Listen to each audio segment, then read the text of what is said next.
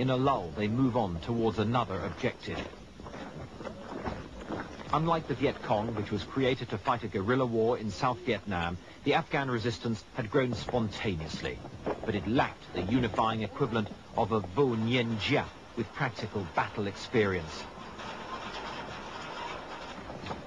And this lack of a central command prevented strategic planning and the efficient use of resources. Mujahideen lay an ambush in the strategic Salang Pass. Most understood the shock value of the ambush, relying on it as their basic tactic. Background cover.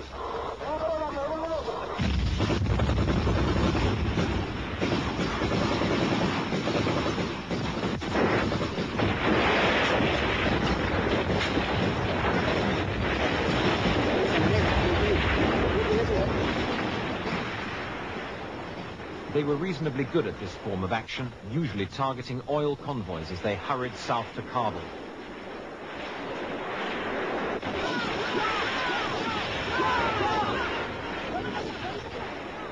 This time, Afghan troops, whose lorry has been stopped, prepare to surrender.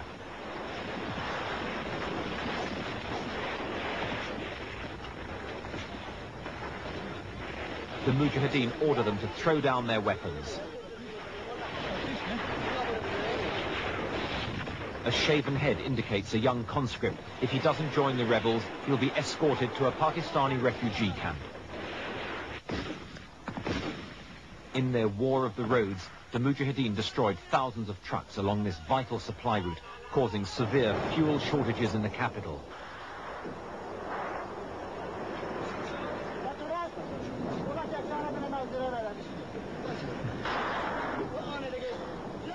A glance at the instruction book and two rebels prepare to launch a rocket attack. In this most casual of strikes, rockets were aimed merely by being propped against rocks and fired by wires stuck to the casing with airstrip. This haphazard approach meant that sometimes the effects were simply a nuisance. 1, 2, 3.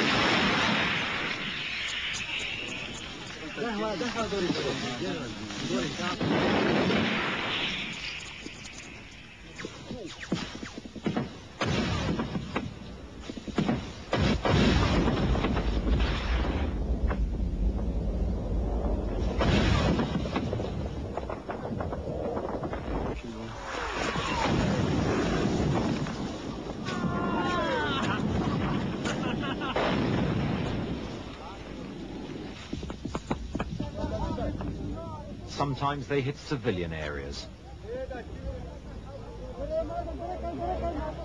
But they also hit the airport, disrupting the Soviet Union's vital air links. And burning fuel meant that more convoys would have to run the gauntlet of the now infamous Salang Pass.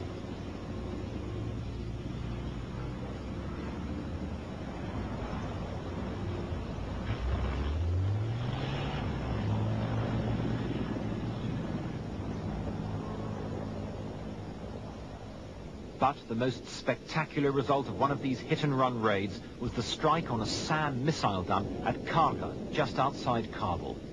40 people were killed as the long crescendo of explosions devastated the site. The Soviets denied it was the result of a rebel attack, but later took steps to improve security. After 20 minutes, the massive series of explosions grew to a climax. The approaches to Annaba, an important Soviet-Afghan base in the Panjshir Valley. It was from here that counterinsurgency measures were planned and carried out. Heavily bunkered, their defensive attitude soon became regarded as a drain on manpower, so Afghan troops were given a greater part as Soviet thoughts turned gradually to withdrawal. And Afghanistan's often miserable weather sapped the morale of the troops charged with mounting those sweeps.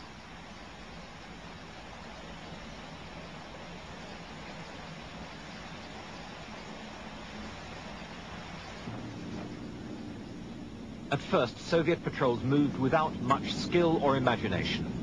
Like all convoys, they were reduced to the speed of the slowest member.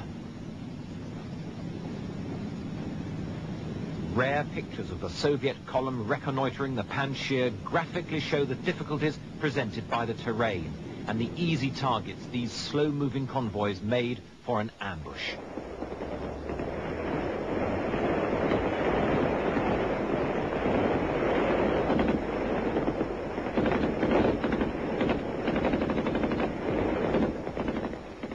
In time, Soviet infantry firepower was sharply increased by the introduction of the AGS-17 automatic grenade launcher.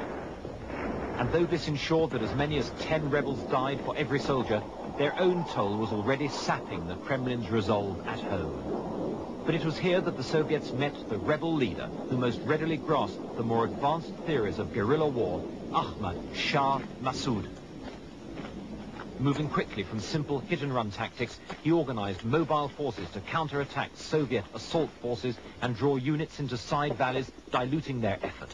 He observed their advance from high ground, ambushing them at bottlenecks that slowed the advancing columns, creating stationary targets.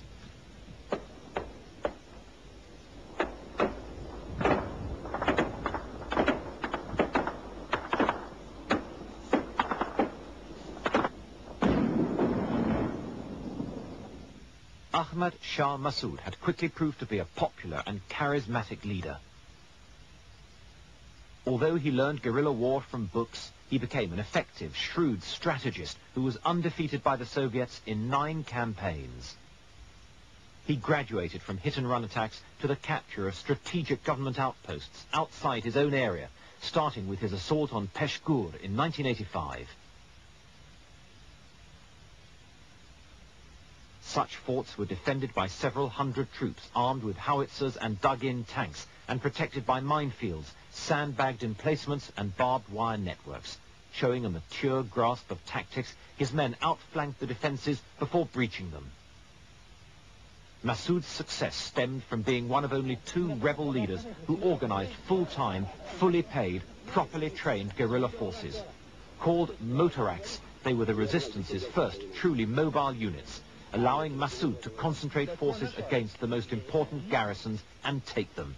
Equally important, he established a unique esprit de corps, as a senior aide explained. Leadership is very important in a guerrilla warfare.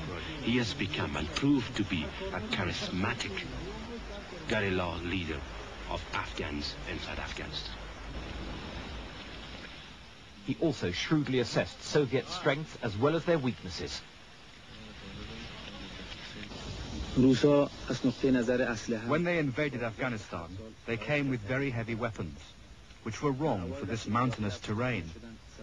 But later, they began using helicopters and very light weapons. In my opinion, Russian tactics have improved each year. Now their forces are noticeably more mobile, but their morale is noticeably lower because a lot of Russians have been killed in Afghanistan.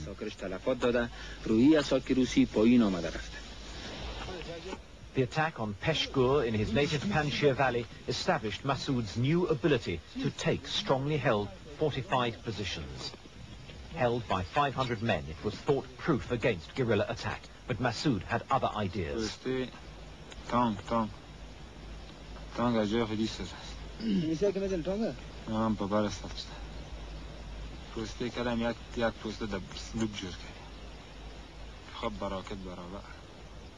Massoud's well-organized attack, involving up to 500 mujahideen, went in at dusk to avoid the attentions of Soviet helicopter gunships.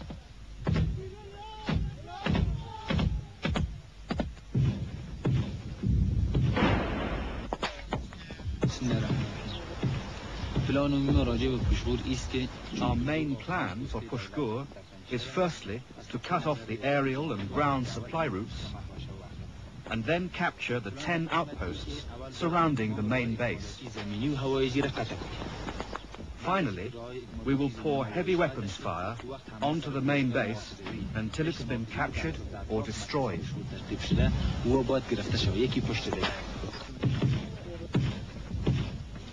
It was an exploit distinguished by skillful coordination of men using radios, by well-organized supporting firepower, and surprise tactics.